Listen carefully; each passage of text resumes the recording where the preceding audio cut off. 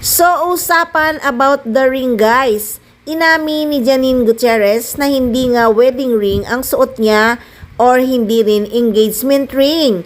It's Tiffany lock. So, ito nga ang pag-amin ni Janine Gutierrez na hindi wedding ring ang kanyang suot. Sabi kasi ng isang fans, suot na naman ang singsing, wedding ring, at tanong pa ng isang fans, kanino siya married? Kaya naman ang sagot ni Nini, it's not a wedding ring, it's just a Tiffany lock.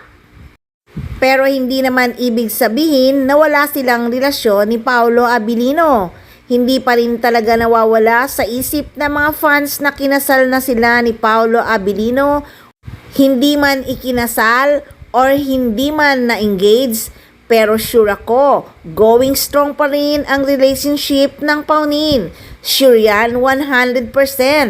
Sa ngayon kasi ay talagang work lang silang dalawa habang in demand pa sila sa showbiz. Para nga naman secured at may stability na ang financial nila when they will both decided to settle down. May kasabihan nga, hindi ba? Strike while the iron is hot. More projects, more struggles. Kaya kung hindi man sila magkatambal sa kasalukuyan, siguradong may usapan na sila ni Paolo Abilino. Di nyo ba nahalata nung burol ni Leo Dominguez pag alis ni Janine Gutierrez siyang pagdating ni Paolo Abilino? Imposibleng walang komunikasyon ang dalawa. Pwede naman sigurong pagdating ni Paolo umalis si Janine kung talagang umiiwas si Nini. Bakit pagkaalis ni Janine, sabay pasok naman ni Paolo Abilino? Parang, you in, I'm out, hahaha. At wala naman tayong magagawa sa mga taong hindi naniniwala na going strong ang relasyon ni na Paolo Abilino at Janine Gutierrez magpahanggang ngayon.